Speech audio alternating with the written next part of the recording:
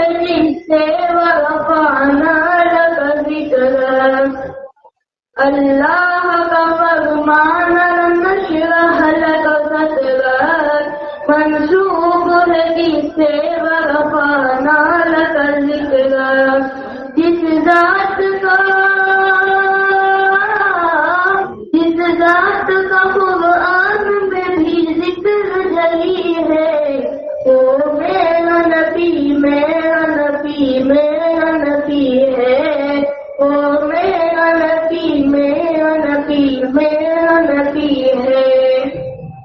یاسین و مزمل و مدثر و طہٰ، کیا کیا نئے القاب سے مولا نے پکارا، یاسین و مزمل و مدثر و طہٰ، کیا کیا نئے القاب سے مولا نے پکارا، کیا شان ہے اس کی، کیا شان ہے اس کی جو بھی لقبی ہے، وہ میرا نبی میرا نبی میرا نبی ہے، وہ میرا نبی میرا نبی میرا نبی ہے۔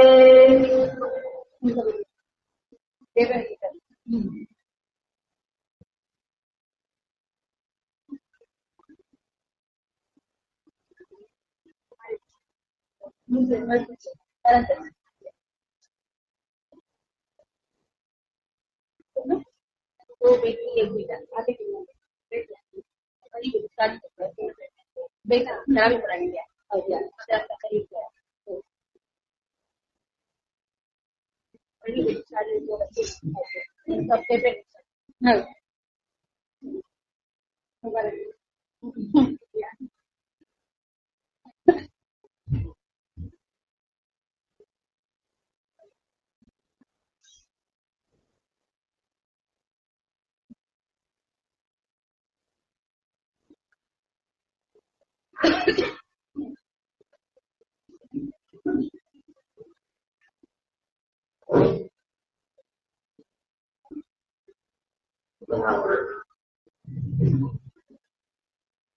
لائے تشریف دنیا میں خیر الورا، حق و باطل ہوا آمنے سامنے، کفر اب شرم سے منہ چھپانے لگے، آئے جب مصطفیٰ آمنے سامنے، چاند سے خوب تر ہے رکے مصطفیٰ، ان کو دیکھا تو یہ عائشہ نے کہا، چاند سے خوب تر ہے رکے مصطفیٰ، ان کو دیکھا تو یہ عائشہ نے کہا، بھیگی بھیگی سی لگتی تھی اس کی ضیاء، چاند جب تک رہا آمنے سامنے،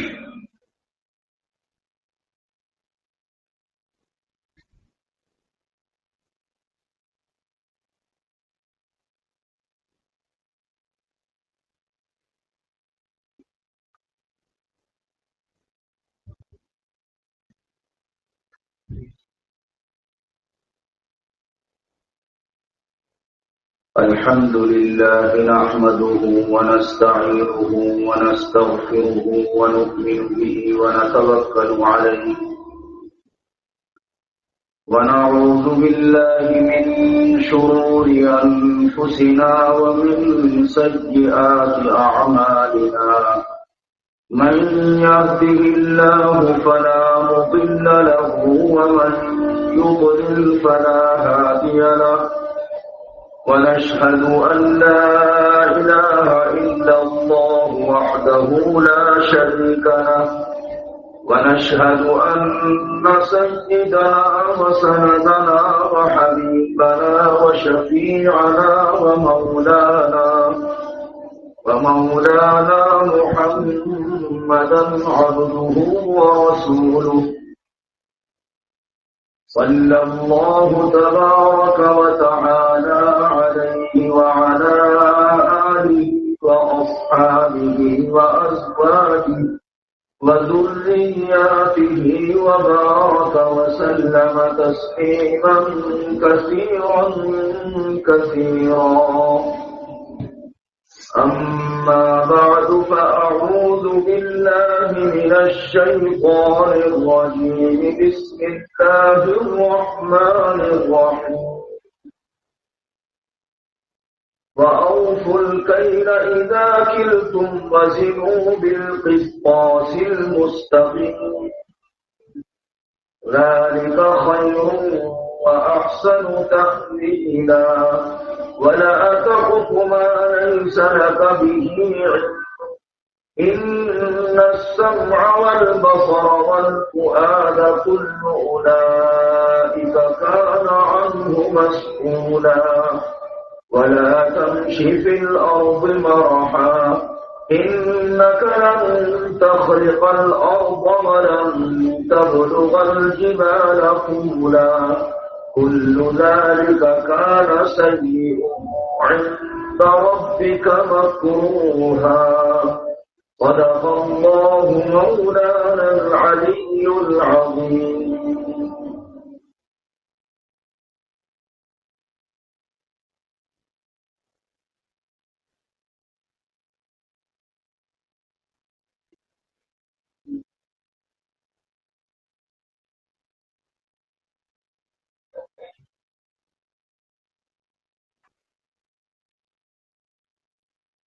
ان آیتوں میں 11واں 12واں اور 13واں اس پورے 2 رکوع میں اللہ تبارک و تعالی نے 13 حکم دیے ہیں. تو یہ آخری 3 حکم ہیں، نمبر 11 12 اور 13. 11واں حکم ہے ناپ تول پوری کرو. جب کسی کو ناپ کر دو، تول کر دو، دودھ ناپ کر دے رہے ہو، گیہوں تول کر دے رہے ہو، چاول تول کر دے رہے ہو، دال تول کر دے رہے ہو، تو ناپ کر دینا، تول کر دینا پورا پورا ہونا چاہیے. ایک حکم تو یہ ہے، اس کا ایک مطلب تو یہ ہے جو ظاہری مطلب. ایک مطلب اس کا اور ہے کہ جو قرآن کریم کی سورہ تطفیف میں ویل للمطففین میں بیان کیا گیا ہے، وہ مطلب یہ ہے کہ جس کا حق تمہارے ذمے ہے وہ حق پورا پورا ادا کرو، اس حق میں کٹوتی مت کرو. یہ بھی اس کا ایک مطلب ہے. پہلا مطلب تو ظاہر ہے، قیمت دینے والا قیمت پوری پوری دے، تاجر سامان پورا پورا دے، اس میں کٹوتی نہ کرے، ناپ تول میں کمی نہ کرے، ڈنڈی مار کر وزن نہ گھٹائے. اسی طرح سے دوسرا مطلب یہ ہے کہ جس کے حقوق ہمارے ذمے ہیں ان حقوق میں کٹوتی نہ کرے، حقوق پورے پورے ادا کرنے ضروری ہیں۔ مثال کے طور پر ماں باپ کا حق ہمارے ذمے ہے تو اس حق میں کمی نہ کرے، پورا پورا حق ادا کرے۔ اولاد کے حقوق ماں باپ کے ذمے ہیں، ایسا نہیں ہے کہ ماں باپ کے ہی حقوق اولاد کے ذمے ہے بس، نہیں، اولاد کے حقوق ماں باپ کے بھی ذمے ہیں۔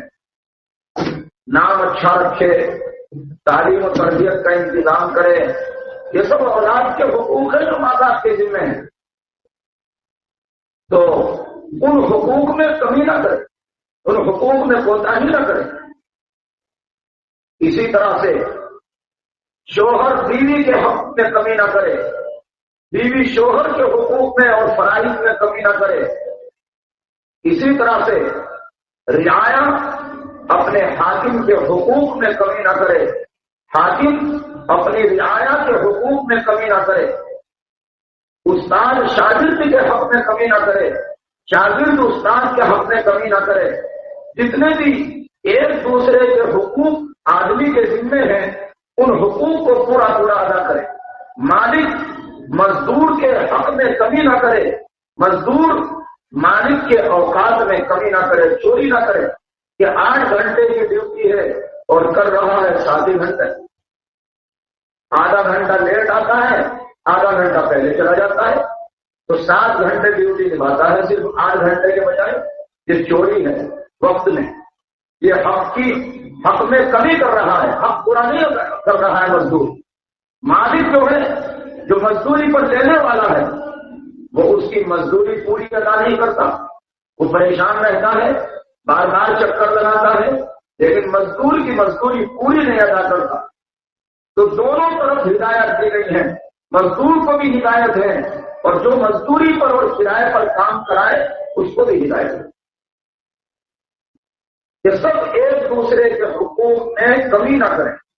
اللہ تعالیٰ نے ارشاد فرمایا وَيْلٌ لِّلْمُطَفِّفِينَ، بڑا خطرناک جملہ ہے، وَيْلٌ لِّلْمُطَفِّفِينَ الَّذِينَ إِذَا اكْتَالُوا عَلَى النَّاسِ يَسْتَوْفُونَ الَّذِينَ إِذَا اكْتَالُوا عَلَى النَّاسِ يَسْتَوْفُونَ وَإِذَا كَالُوهُمْ أَوْ وَزَنُوهُمْ يُخْسِرُونَ أَلَا يَظُنُّ أُولَٰئِكَ أَنَّهُمْ مَبْعُوثُونَ لِيَوْمٍ عَظِيمٍ يَوْمَ يَقُومُ النَّاسُ لِرَبِّ الْعَالَمِينَ۔ فرمایا حقوق میں کوتاہی اور کمی کرنے والوں کے لیے ہلاکت ہو۔ وَيْلٌ لِّلْمُطَفِّفِينَ الَّذِينَ إِذَا اكْتَالُوا عَلَى النَّاسِ يَسْتَوْفُونَ، کہ جو ایسے ہیں کہ جب لینے کا نمبر آتا ہے ناپ کر تو پورا پورا لے لیتے ہیں، اور جب ناپ کر یا تول کر دینے کا نمبر آتا ہے یخسرون تو وزن گھٹا دیتے ہیں۔ الا یظن اولئک انہم مبعوثون، کیا وہ یقین نہیں کرتا ہے کہ وہ ایک دن اس کو زندہ کر کے اٹھایا جائے گا اور رب العالمین کے سامنے اس کو کھڑا ہونا ہے، کیا اسے یقین نہیں؟ تو یہ بہت اہم مسئلہ ہے۔ اس زمانے میں لڑائی جھگڑے ہی اس بات پر ہے کہ حقوق کی ادائیگی نہیں۔ اگر ہر آدمی اپنے حقوق کی ادائیگی کرتا رہے تو کوئی لڑائی جھگڑا نہیں، سب کے سب اپنے فرائض منصبی کو ادا کرتے رہیں، سب کے سب اپنے ذمے جو حقوق ہیں وہ ادا کرتے رہیں۔ حال یہ ہے کہ دوسرے سے تو آدمی اپنا حق مانگتا ہے، مگر جب اپنی طرف سے حق کی ادائیگی کا نمبر آتا ہے تو بھول جاتا، سارے جھگڑے اسی بات ہیں۔ دنیا کے بیشتر جھگڑے اگر آپ دیکھیں گے، بیشتر جھگڑے لڑائی جھگڑے اسی بنیاد پر ہیں کہ آدمی اپنا حق مانگتا ہے، دوسرے کا حق ادا نہیں کرتا۔ نبی کریم علیہ الصلوۃ والسلام نے تو اس بات کی ہدایت دی ہے کہ تمہارے ذمے جو حقوق ہے تم ادا کرتے رہو، اگر سامنے والا تمہارا حق ادا نہیں کرتا ہے تو اللہ کے یہاں اس کی پکڑ ہوگی، تمہاری نہیں ہوگی۔ مگر الٹا ہے معاملہ، ہم اپنا حق مانگتے ہیں، اپنا حق ادا نہیں کرتے جو ہمارے ذمے حق ہونا چاہیے، اس کا الٹا ہم اپنا حق جو ہمارے ذمے ہے اس کو ادا کریں، اور جو مد مقابل پر ہمارا حق ہے اس کا سوال اللہ سے کریں اور اللہ تبارک و تعالیٰ اس کی پکڑ کرے گا اگر وہ ہمارا حق ادا نہیں کرتا. تو یہ فرمایا گیا وَأَوْفُوا الْكَيْلَ إِذَا كِلْتُمْ وَزِنُوا بِالْقِسْطَاسِ الْمُسْتَقِيمِ، اور پورا ناپ کر دو.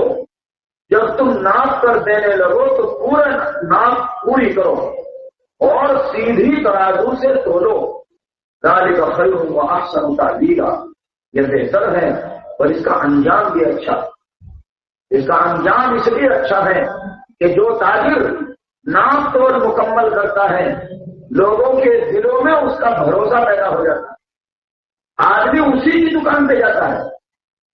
مجھے اپنے یہاں بعض ایسے لوگ معلوم ہیں، بعض ایسے لوگوں کے بارے میں مجھے علم ہے کہ قصبے میں بستی میں لوگ اس کی دکان کے کھلنے کا انتظار کرتے ہیں، سامان نہیں لیتے. جب اس کی دکان کھل جاتی ہے تو اس کے بعد اس کی دکان سے سامان لیتے ہیں، دوسرے کی دکان سے نہیں لیتے.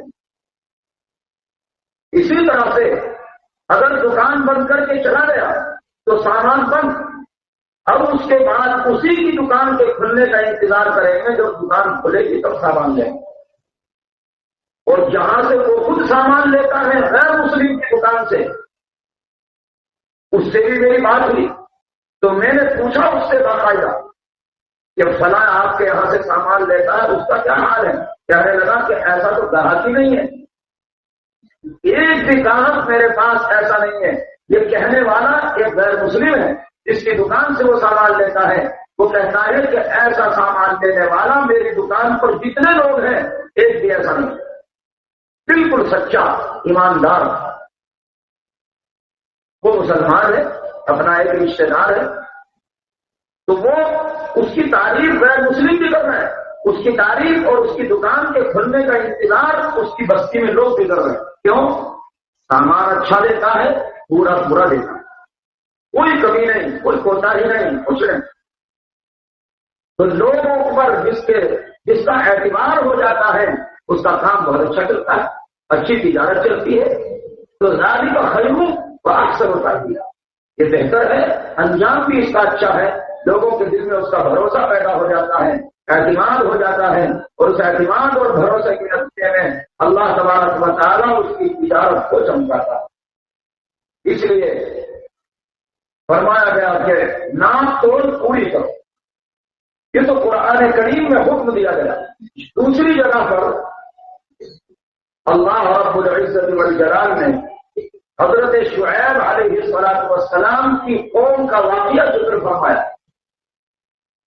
ان کا کفر اور شرک کے علاوہ عملی گناہ ناپ تول میں کمی کرنا تھا. ناپ تول میں کمی کرنا یہ ان کا عملی گناہ تھا. روایات میں آتا ہے اس قوم میں ناپ تول میں کمی پیدا ہو جائے تو اللہ تبارک و تعالیٰ اس قوم میں خشک سالی پیدا کر دیتا ہے، قحط سالی پیدا کر دیتا ہے، کاروبار خراب ہو جاتا ہے.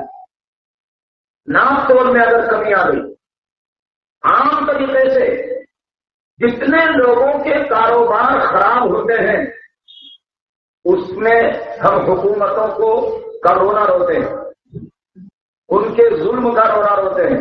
جناب حکومت مسلمان کے کاروبار کو خراب کرتی ہے. ہم بھی یہی کہتے ہیں کہ مسلمان کے کاروبار پر نظر رکھتی ہے، کاروبار خراب ہو جائے. مگر عام طریقے سے عموماً تین چیزیں ہوا کرتی کہ جس کی وجہ سے کاروبار میں کمی آتی. یا تو اللہ تعالیٰ کی طرف سے امتحان، آزمائش، یہ بھی ہوتا ہے کبھی کبھی کہ آدمی دیکھو ثابت قدم رہتا ہے یا نہیں. تو اگر ثابت قدم رہتا ہے اللہ تعالیٰ اس کے کاروبار میں پھر اٹھان پیدا کر دیتا ہے، پھر ترقی دے دیتا ہے. اگر وہ ثابت قدم رہتا ہے الذین ينفقون فی السراء والضراء، تنگ حالی میں بھی خرچ کرتے ہیں، خوشحالی میں بھی خرچ کرتے ہیں، اللہ کی شکر گزاری دونوں حالتوں میں کرتے ہیں. کاروبار اچھا ہو تب بھی، کاروبار خراب ہو تب بھی. تو ایک تو امتحان، آزمائش، تو یہ بھی ایک وجہ ہوا کرتی ہے. اس کے علاوہ عموماً دو وجہ ہوتی ہیں، یا تو سودی کاروبار ہوگا اور یا ناپ تول میں کمی ہوگی. ان دو وجہوں سے عام طریقے سے لوگوں کے مسلمانوں کے کاروبار پر زد پڑتی ہے، کاروبار خراب ہوتے ہیں. یا تو سود کی وجہ سے، سودی کاروبار ہے، لون کا لین دین ہے، اور یا ناپ تول میں کمی ہے، دھوکہ دھڑی ہے، وعدہ خلافی ہے، جھوٹ بولنا ہے، جھوٹ بول کر سامان کو رواج دینا ہے. یہ چیزیں مسلمانوں کے یہاں کاروبار میں عام ہے. اس وقت وہ سمجھتا ہے کہ ہم اس طرح جھوٹ بول کر سامان کو بیچیں گے تو ہمارے کاروبار میں خوب ترقی ہوگی، خوب مال آئے گا. لیکن آہستہ آہستہ کاروبار خراب ہو جاتا ہے. اللہ تبارک و تعالیٰ اس کے کاروبار کو مٹا دیتا ہے. ایسے ہی سود کے بارے میں فرمایا گیا کہ فَإِنَّ الرِّبَا وَإِن كَثُرَ فَإِنَّ عَاقِبَتَهُ يَصِيرُ إِلَى كُلِّ.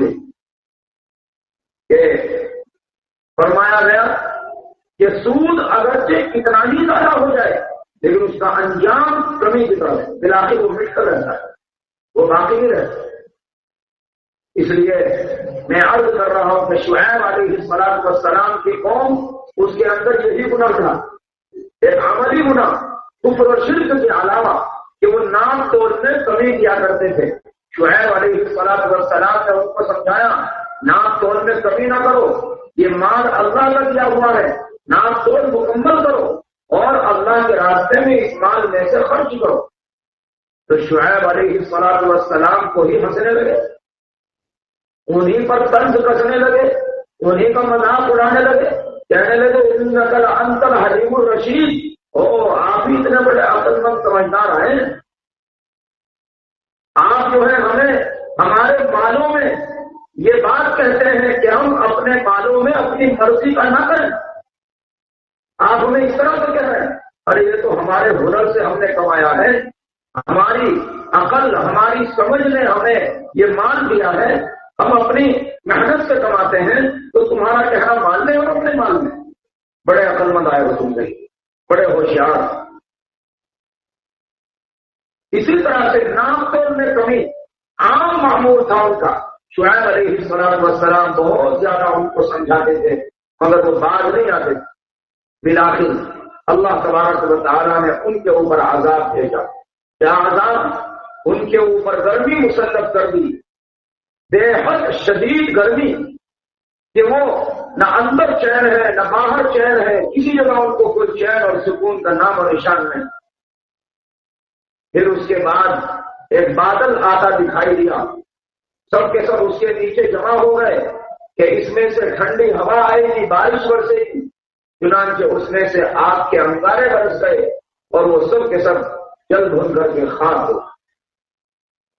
اللہ تبارک و تعالیٰ نے یہ عذاب نازل کر. تو اس لیے نام تول میں کمی نہ ہونی چاہیے، پورا مکمل اعتماد، اپنا بھروسہ پیدا کرنا چاہیے. ذالک خیر و احسن تأویلا، یہ بہتر ہے اور انجام بھی اس کا اچھا ہے، آخرت کا اعتبار سے بھی بہتر ہے کہ اللہ تبارک و تعالیٰ اس کو قیامت کے دن صدیقوں، شہیدوں وغیرہ کے ساتھ اس کا حشر فرمائے. اور حدیث شریف میں ہے نبی کریم صلی اللہ تعالی علیہ وسلم نے ارشاد فرمایا التاجر الصدوق الامین مع النبیین والصدیقین والشہداء والصالحین. سچا امانت دار تاجر، اس کا حشر قیامت کے دن نبیوں کے ساتھ، صدیقوں کے ساتھ، شہیدوں کے ساتھ اور نیک لوگوں کے ساتھ ہوگا، صالحین کے ساتھ. اور دوسری طرف فرمایا التجار یوم القیامة التجار یحشرون یوم القیامة فجارا الا من اتقى وبر وصدق. تاجروں کو قیامت کے دن بدکار بنا کر اٹھایا جائے گا، بدکار ہونے کی حالت میں ان کو اٹھایا جائے گا، مگر جس شخص نے تقوی اختیار کیا، نیکی اختیار کی اور سچ بولا اپنی تجارت. اللہ تبارک و تعالی اس تاجر کو پیغمبروں اور صدیقوں اور شہیدوں اور صالحین کے ساتھ، نیک لوگوں کے ساتھ، اللہ کے مقرب بندوں کے ساتھ اللہ تبارک و تعالی اس کا حشر فرمائے گا. بڑے فضائل ہیں سچے امانت دار تاجر کے، جو اپنے معاملات میں سود سے بھی بچتا ہو، ناپ تول بھی صحیح رکھتا ہو، وعدہ خلافی بھی نہ کرتا ہو، سچ بولتا ہو، شکر گزاری بھی کرتا ہو، مال میں صدقہ و خیرات بھی کرتا ہو، ایسے تاجر کے فضائل احادیث شریفہ میں بہت زیادہ. ایسا تاجر نبی پاک صلی اللہ تعالی علیہ وسلم نے اس کا حشر نبیوں کے ساتھ اور صدیقوں وغیرہ کے ساتھ فرمایا کہ اس کا حشر ان لوگوں کے ساتھ. اس لیے ہر آدمی کو اپنی تجارت میں چھوٹی تجارت کرے یا بڑی تجارت کرے، بڑے پیمانے پر تجارت ہو، مال ایکسپورٹر امپورٹ ہو یا چھوٹی تجارت ہو، چھوٹی سی دکان ہو، بڑی سی دکان ہو یا بڑا سا مل ہو، کارخانہ ہو، تو اپنی تجارت میں ان دونوں باتوں کا لحاظ رکھے. ایک سودی کاروبار نہ ہو اور ایک ان چیزوں کا ناپ تول میں مکمل پورے لینے دینے کا خیال رکھے.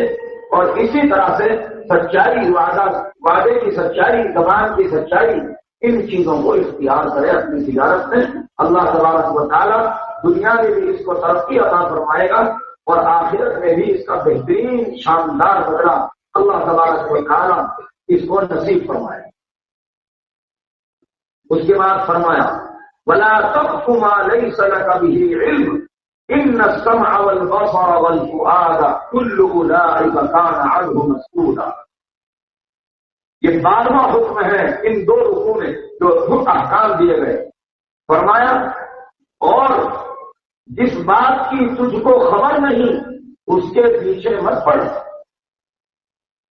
جس بات کی تجھے خبر نہیں اسے بیان مت کرو. ایسی سنی سنائی بات کو آگے بیان کر دے آدمی.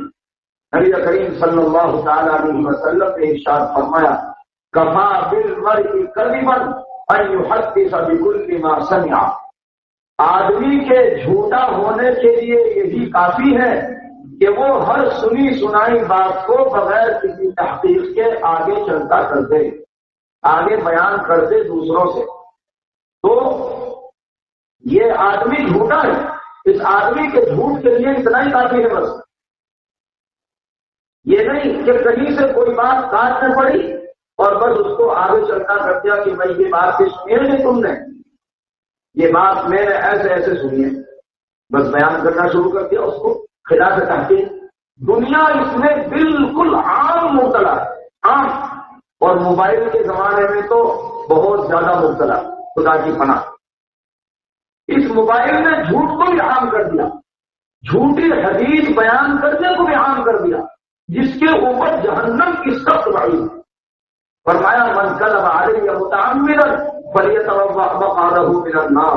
جو آدمی میرے ذمے جھوٹی بات جان بوجھ کر لگائے تو فرمایا کہ اس کو اپنا ٹھکانہ جہنم میں بنا لینا چاہیے. اس کا ٹھکانہ جہنم میں ہوگا قیامت کے. یہ بہت خطرناک گناہ ہے. مگر موبائل کے اس دور میں بے حیائی کی چیز کو پھیلانا، جھوٹی بات کو پھیلانا، سنی سنائی بات کو آگے بڑھا دینا، جھوٹی حدیثیں آگے بڑھا دینا، یہ سارے گناہ موبائل کے ذریعے سے ہو رہے ہیں. جہاں بے حیائی، بے شرمی، گندی چیزیں، گندی تصویریں، فلاں فلاں، جہاں بے حیائی کی چیزیں پھیل رہی وہاں ان چیزوں کی بھی کثرت.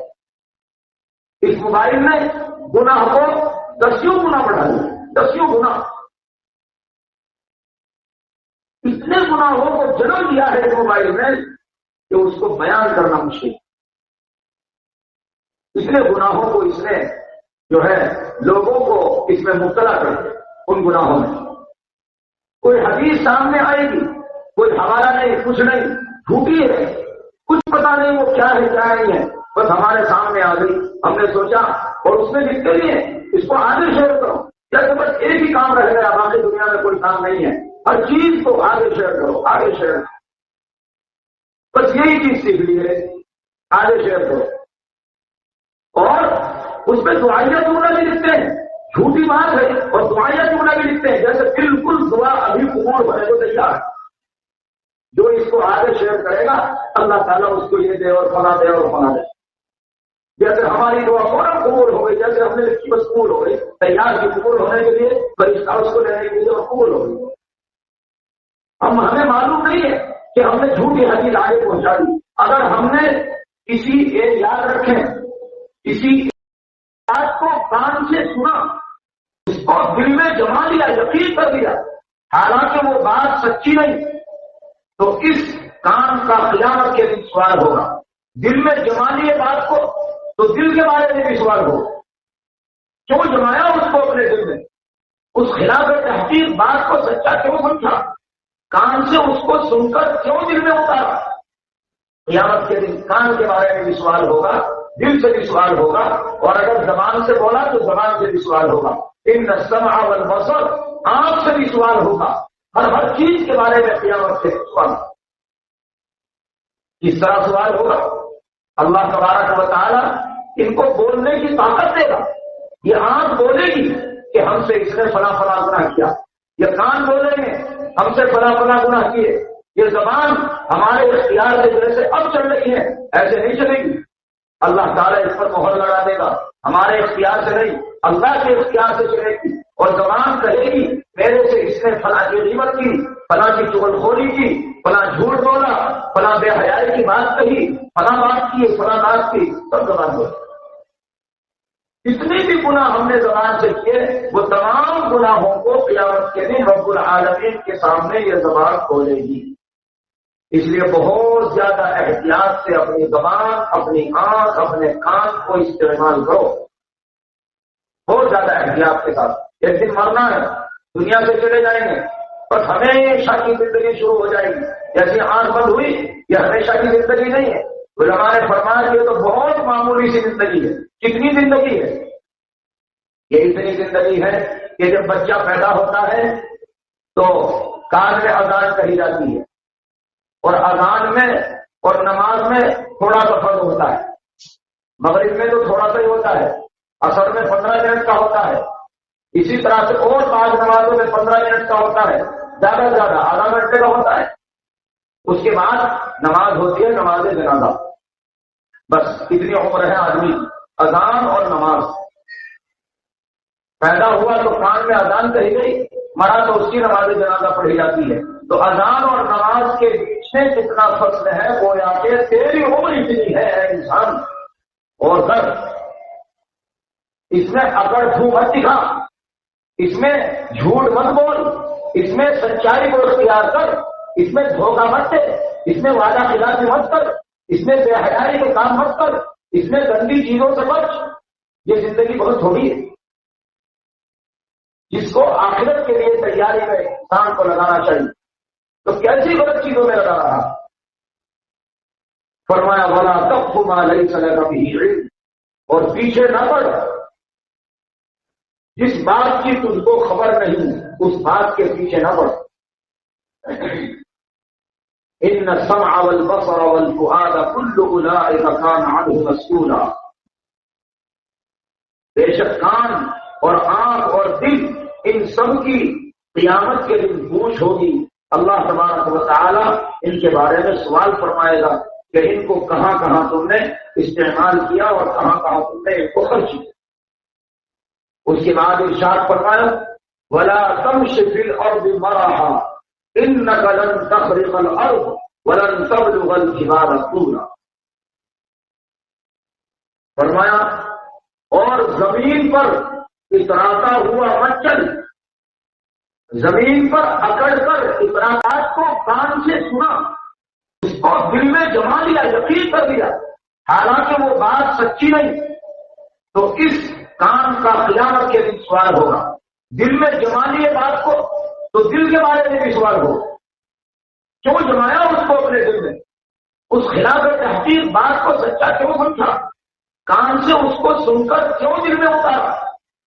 قیامت کے دن کان کے بارے میں بھی سوال ہوگا, دل سے بھی سوال ہوگا, اور اگر زبان سے بولا تو زبان سے بھی سوال ہوگا.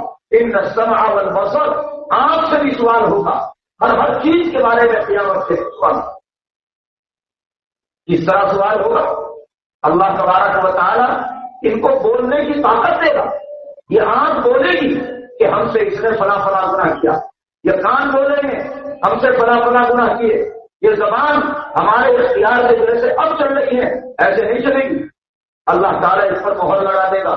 ہمارے اختیار سے نہیں، اللہ کے اختیار سے چلے گی. اور زبان کہے گی میرے سے اس نے فلاں کی غیبت کی، فلاں کی چغل خوری کی، فلاں جھوٹ بولا، فلاں بے حیائی کی بات کہی، فلاں بات کی، فلاں بات کی، سب زبان بولی. جتنے بھی گناہ ہم نے زبان سے کیے وہ تمام گناہوں کو قیامت کے دن رب العالمین کے سامنے یہ زبان کھولے گی. اس لیے بہت زیادہ احتیاط سے اپنی زبان، اپنی آنکھ، اپنے کان کو استعمال کرو، بہت زیادہ احتیاط کے ساتھ. ایک دن مرنا ہے، دنیا سے چلے جائیں گے، بس ہمیشہ کی زندگی شروع ہو جائے گی. جیسی آنکھ بند ہوئی یہ ہمیشہ کی زندگی نہیں ہے. علماء نے فرمایا یہ تو بہت معمولی سی زندگی ہے. کتنی زندگی ہے؟ یہ اتنی زندگی ہے کہ جب بچہ پیدا ہوتا ہے تو کان میں اذان کہی جاتی ہے، اور اذان میں اور نماز میں تھوڑا سا فرق ہوتا ہے. مغرب میں تو تھوڑا سا ہی ہوتا ہے، عصر میں 15 منٹ کا ہوتا ہے، اسی طرح سے اور بعض نمازوں میں 15 منٹ کا ہوتا ہے، زیادہ سے زیادہ آدھا گھنٹے کا ہوتا ہے. اس کے بعد نماز ہوتی ہے، نماز جنازہ. بس اتنی عمر ہے آدمی، اذان اور نماز.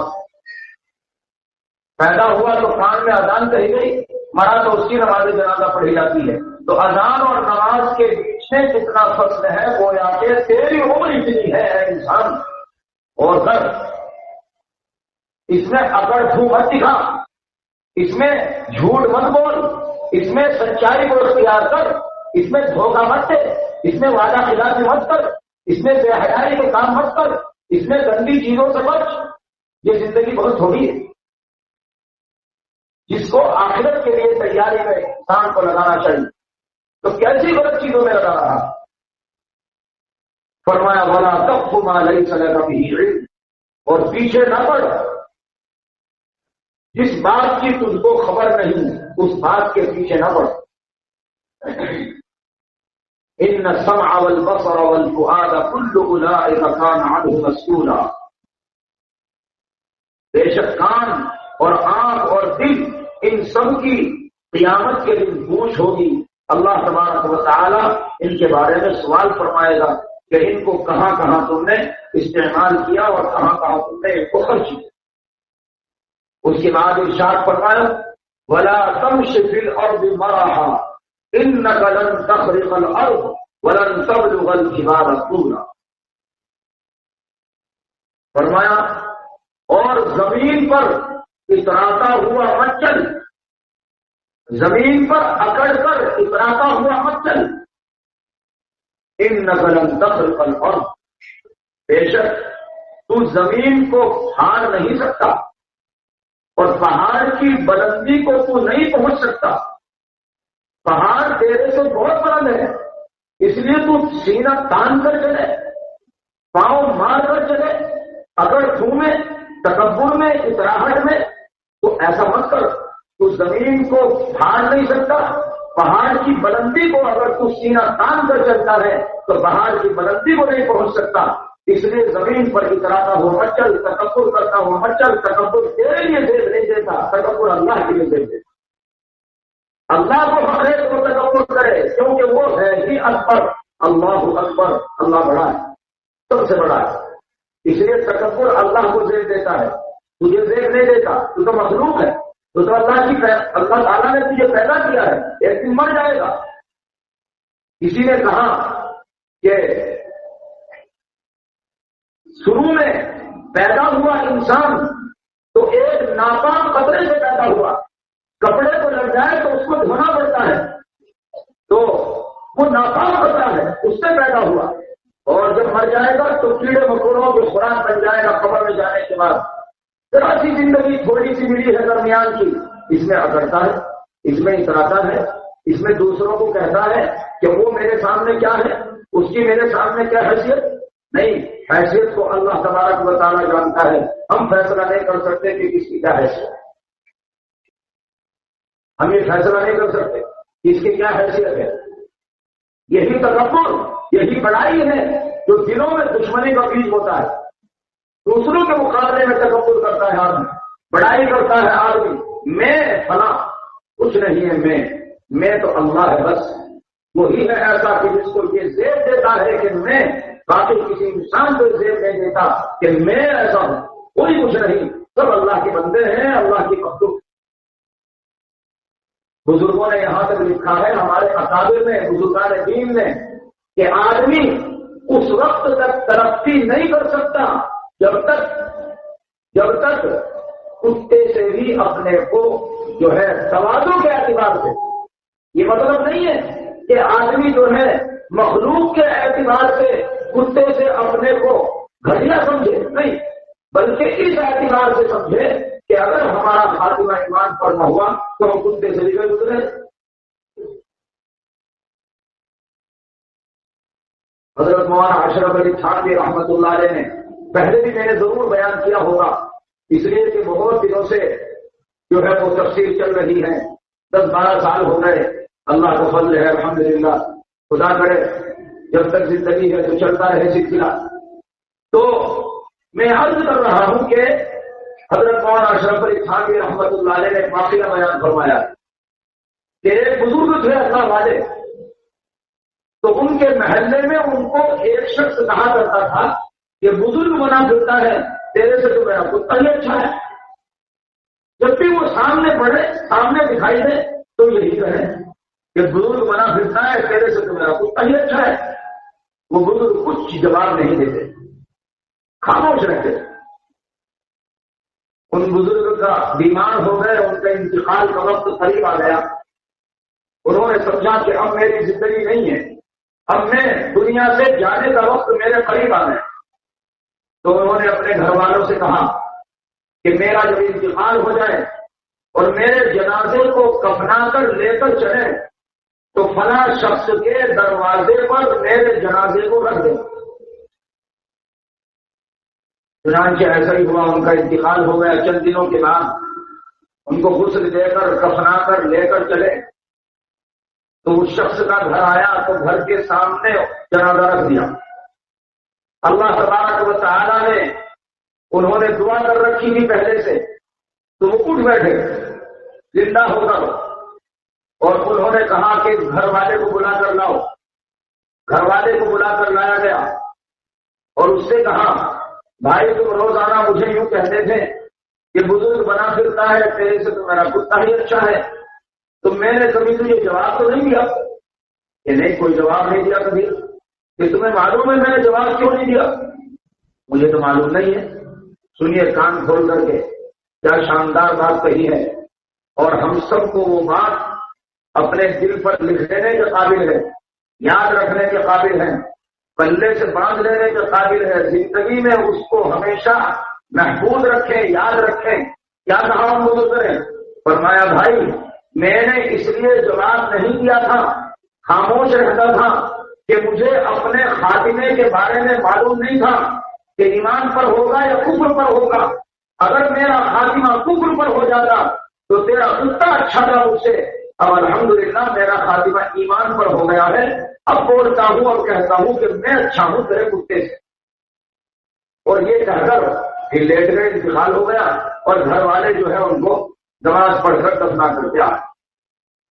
تو میرے بھائیوں اور بزرگوں، کوئی آدمی اچھا نہیں ہے، کوئی آدمی بڑا نہیں ہے، بڑائی اللہ کو دیکھ دیتی ہے، سب آدمی برابر ہیں، دوسرے کو اچھا سمجھنا چاہیے، میرے سے اچھا ہے۔ حضرت مولانا اشرف علی تھانوی رحمۃ اللہ علیہ فرماتے تھے، فرمایا کرتے تھے کہ میں ہر مسلمان کو فی الحال اور ہر کافر کو فی المعال اپنے سے اچھا سمجھتا ہوں۔ اس کا مطلب یہ ہے کہ ہر مسلمان کو فی الحال اپنے سے اچھا سمجھتا ہوں کہ مجھ سے اچھا ہے، اور فی المعال کافر کو، معال کا مطلب یہ ہے اگر اللہ نے اس کو ایمان کی توفیق دے دی اور ایمان پر اس کا انتقال ہو گیا تو وہ بھی مجھ سے اچھا۔ یہ حضرت مولانا اشرف علی تھانوی رحمۃ اللہ علیہ فرمایا کرتے ہیں۔ کیا ہم اپنی حیثیت کو بناتے بیٹھے ہیں کہ صاحب ہماری فلاں حیثیت، ہم ایک ذرا سی اچھی سی بلڈنگ بنا لیں تو جھونپڑی والے کو ہم کچھ نہیں سمجھتے؟ ہو سکتا ہے اس جھونپڑی میں کہ جس میں کچھ کوئی حیثیت اس کی نہیں ہے، بظاہر دیکھنے میں جھونپڑی ہے اور ہمارے پاس بلڈنگ ہے، مگر ہو سکتا ہے کہ اس بلڈنگ میں اللہ کا مقبول اور قابل نفرت بندہ ہو اور اس جھونپڑی میں اللہ کا محبوب رہتا، ایسا ہو سکتا۔ اس لیے حیثیت کو مت توڑو،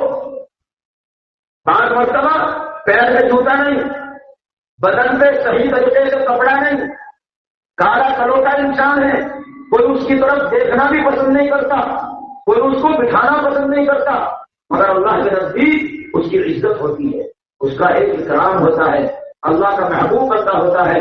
نبی کریم صلی اللہ تعالی علیہ وسلم تشریف فرما ہے، غور سے سننے کی بات ہے، تشریف فرما ہے آپ، ایک شخص گزرا، صحابہ کرام سے پوچھا اس شخص کے بارے میں کیا خیال ہے؟ صحابہ کرام نے عرض کیا کہ یا رسول اللہ، یہ ایسا آدمی ہے کہ اگر کسی کی سفارش کرے تو اس کی سفارش قبول کی جائے گی، دروازہ کسی کا کھٹکھٹ آئے تو دروازہ کھولا جائے گا، کہیں نکاح کا پیغام دے تو اس کے نکاح کے پیغام کو فوراً قبول کیا جائے۔ اس کے بعد تھوڑی دیر کے بعد ہو یا 2-4 دن کے بعد ہو، حدیث شریف میں اس طرح کی بات نہیں ہے، ایک اور شخص گزرا، نبی کریم علیہ الصلوۃ والسلام نے فرمایا اس کے بارے میں کیا خیال ہے تمہارا؟ صحابہ کرام نے عرض کیا یا رسول اللہ، دنیا میں اس کی کوئی حیثیت نہیں، اگر کسی کی سفارش کرے لوگ گھسکا دیں، دروازہ کھٹکھٹ آئے تو دروازے سے بھگا دے، دروازہ نہ کھولا جائے، نکاح کا پیغام دے تو نکاح کے پیغام کو قبول نہ کیا جائے۔ نبی کریم علیہ الصلوۃ والسلام نے فرمایا تمہیں معلوم ہے پہلا شخص اگر اس سے زمین بھی بھر جائے، پوری زمین ایسے آدمیوں سے، ان سب سے یہ اکیلا اچھا، آپ نے فرمایا۔ تو یہ حال ہوتا ہے، اس لیے کسی کے بارے میں فیصلہ نہ کرو بھائی کہ صاحب فلاں آدمی جو ہے، ہم تو ہمارے پاس تو گاڑی بھی ہے، ہمارے پاس تو بینک بیلنس بھی ہے، ہمارے پاس تو کئی بلڈنگیں ہیں، ہمارے پاس زمین جائیداد ہے، کارخانہ بھی ہے، شاندار کاروبار ہے، بہترین کاروبار چل رہا ہے، وہ آدمی پروڈیوسر خان بھلا وہ آدمی اس کی ہمارے سامنے کیا حیثیت؟ اس کے بدن پر تو صحیح طریقے سے لباس ملے نہیں، یہ فیصلہ مت کرو، زبان سے اس طرح سے مت کہو۔ شیخ سعدی رحمۃ اللہ علیہ نے ایک جملہ کہا ہے فارسی کا، ہر بیشہ دھواں قبر کے خالص شاید کے بیگم خودہ باشد، ہر جنگل کے بارے میں یہ گمان مت لے جاؤ کہ خالی ہے، ہو سکتا ہے کہ وہاں چیتا سویا ہوا ہو، اس لیے کسی دوسرے کے بارے میں یہ گمان مت کرو کہ بے حیثیت ہے، ہو سکتا ہے اللہ تعالیٰ کی نظر میں وہ محبوب، ہو سکتا ہے کہ وہ اللہ تعالیٰ کی نظر میں باعزت۔ تو فرمایا ولا تمش فی الارض مرحا، نبی کریم صلی اللہ تعالی علیہ وسلم نے ارشاد فرمایا لا يدخل الجنة من كان في قلبه مثقال ذرة من كبر، ذرہ برابر تکبر کسے کہتے ہیں؟ ذرہ کہتے ہیں، آپ نے دیکھا ہوگا کسی روشن دان میں وہ جب دھوپ آتی ہے، چھوٹی تھوڑی سی دھوپ، تو اس دھوپ میں کچھ ذرے ریزے اڑتے ہوئے دکھائی دیتے ہیں، وہ کبھی بیٹھتے نہیں ہیں، ہمیشہ اڑتے رہتے ہیں، اس لیے کہ ان کا کوئی وزن نہیں، بالکل بے وزن ہے، جب وہ بے وزن ہوتے ہیں تو وہ اڑتے رہتے ہیں۔ تو فرمایا گیا جتنا اس کے برابر بھی جس کا کوئی وزن نہیں، اگر اتنا بھی تکبر بڑائی کسی کے دل میں ہوگا، اللہ تعالیٰ اسے جنت میں داخل نہیں کرنا ہے، وہ آدمی جنت میں نہیں جائے گا۔ ایک صحابی نے پوچھا یا رسول اللہ تکبر کسے کہتے ہیں؟ کیا اس کا نام تکبر ہے کہ آدمی کا یہ پسند کرے کہ میرا جوتا اچھا ہو، میرا کپڑا اچھا ہو، میری سواری اچھی ہو، کیا اس کو تکبر کہتے ہیں؟ فرمایا نہیں، اس کا نام تکبر نہیں، اللہ تعالیٰ اس بات کو پسند کرتا ہے کہ اس کی نعمت کا اثر بندے پر دکھائی دے، بلکہ تکبر نام اس چیز کا ہے الکبر بطر الحق وغمط الناس، حق بات کو نہ ماننا بڑائی کی وجہ سے، اور دوسروں کو حقیر سمجھنا، اپنے کو اچھا سمجھنا۔ اگر آدمی اچھا جوتا پہنتا ہے، اچھا لباس پہنتا ہے، اچھی گاڑی میں گھومتا ہے، اچھی بلڈنگ میں رہتا ہے، مگر دوسروں کو حقیر نہیں سمجھتا، دلیل نہیں سمجھتا، بس نارمل رہتا ہے، بلکہ اللہ یہ سمجھتا ہے کہ اللہ تعالیٰ کی نظر میں کون کیسا ہے اللہ کو معلوم، دوسروں کو حقیر نہیں سمجھتا، تو اس کا نام تکبر نہیں ہے، اس کا نام بڑائی نہیں ہے۔ بڑائی نام اس چیز کا ہے کہ آدمی دوسروں کو ذلیل سمجھے، بے حیثیت سمجھے، یہ سمجھے کہ اس کی کوئی حیثیت نہیں، یہ بالکل بیکار آدمی ہے، میں اس سے اچھا ہوں، اس کو کہتے ہیں تکبر، اس کو کہتے ہیں بڑائی۔ اللہ تبارک و تعالیٰ کو یہ پسند نہیں ہے۔ نبی کریم صلی اللہ تعالی علیہ وسلم نے ارشاد فرمایا ہے کہ یہ آدمی جنت میں نہیں جائے گا۔ اللہ تبارک و تعالی مجھے بھی عمل کی توفیق نصیب فرمائے، آپ حضرات کو بھی توفیق نصیب فرمائے۔ ارشاد فرمایا ولا تمش فی الارض مرحا انک لن تخرق الارض ولن تبلغ الجبال طولا، اور زمین پر اتراتا ہوا مت چل، تو پھاڑ نہیں سکتا زمین کو اور پہاڑوں کی بلندی کو نہیں پہنچ سکتا۔ کل ذلک کان سیئہ عند ربک مکروہا، یہ جتنی باتیں ہیں یہ سب بری چیز ہیں، تیرے رب کے نزدیک قابل نفرت اور ناپسندیدہ اور بیزاری کی چیزیں ہیں۔ اللہ تبارک و تعالی ہم سب کو عمل کرنے کی توفیق نصیب فرمائے، اور اللہ تعالی ہم سب کے اندر تواضع پیدا فرمائے، تکبر سے بڑائی سے اللہ تعالی ہم سب کی حفاظت فرمائے، اور جتنے احکام یہ بتلائے گئے ہیں اللہ ان سب پر ہم سب کو عمل کی توفیق عطا فرمائے۔ وآخر دعوانا الحمدللہ الحمد للہ رب العالمین، والصلاة والسلام على سيدنا محمد وعلى آله وصحبه أجمعين۔ ربنا آتنا في الدنيا حسنة وفي الآخرة حسنة وقنا عذاب النار۔ ربنا لا تزغ قلوبنا بعد إذ هديتنا وهب لنا من لدنك رحمة إنك أنت الوهاب۔ اے اللہ ہم سب کے گناہوں کو معاف فرما، خطا قصوروں سے درگزر فرما، الہ العالمین ہم سب کے گناہ کو معاف فرما۔ اے اللہ ہم آپ کے گنہگار بندے ہیں، ذلیل ہیں، نافرمان ہیں، اے اللہ ناپاک ہیں، اے الہ العالمین اے اللہ ہم کو ساری زندگی گناہ کرتے کرتے گزر گئی، کوئی نیکی ہمارے پاس نہیں ہے الہ العالمین۔ اے اللہ ہم سب کے خدا کو معاف فرما، اے اللہ ہم سب کے حال پر رحم فرما، اے اللہ نظر کرم ہمارے اوپر ڈال دے، اے اللہ ہم نظر کرم کے محتاج ہیں، اے اللہ ہم آپ کی نظر کرم کے محتاج ہیں الہ العالمین، آپ کی شفقت کے، آپ کے پیار کے، آپ کی محبت کے محتاج ہیں۔ اے الہ العالمین آپ کے در پر بیٹھے ہیں، آپ کے گھر میں بیٹھے ہیں، اے اللہ قرآن کریم کی نسبت پر بیٹھے ہیں، آپ کا پاک کلام ہے، اے اللہ تو اس کی برکت سے ہمارے گندے ہاتھوں کو قبول کر لے۔ اے الہ العالمین ان کو مغفرت کی بھیک سے بھر دے، رحم و کرم کی بھیک سے بھر دے۔ اے اللہ قرآن پاک آپ کا پاک کلام ہے، آپ کا محبوب کلام ہے، اس کی نسبت پر ہم بیٹھے ہوئے ہیں۔ اے الہ العالمین تو ہمارے منٹ منٹ کو قبول فرما، اس کو ہماری مغفرت کا ذریعہ بنا۔ اے اللہ ہم گنہگار ہیں، نافرمان بندے بستیاں ہیں آپ کے، اے الہ العالمین اس کو ہماری مغفرت کا ذریعہ بنا، اس بیٹھنے کو اللہ ہماری مغفرت کا ذریعہ بنا، قبر کے فتنے سے حفاظت کا ذریعہ بنا، میدان محشر کی رسوائیوں اور ذلتوں سے بچنے کا ذریعہ بنا، آقا علیہ الصلوۃ والسلام کے رسم مبارک سے جام کوثر ملنے کا پینے کا ذریعہ بنا۔ اے الہ العالمین اپنی رضا اور خوشنودی نصیب فرما، اے اللہ اپنی رضا اور خوشنودی نصیب فرما، اے اللہ تمام آفات و تلیات سے ہم سب کی حفاظت فرما، جب تک ہم زندہ رہے اسلام پر زندگی نصیب فرما، جب موت آئے حسن خاتمہ نصیب فرما۔ ربنا تقبل منا انك انت السميع العليم وتب علينا انك انت التواب الرحيم، وصلى الله تعالى وسلم على خير خلقه محمد وعلى اله وصحبه اجمعين برحمتك يا ارحم الراحمين۔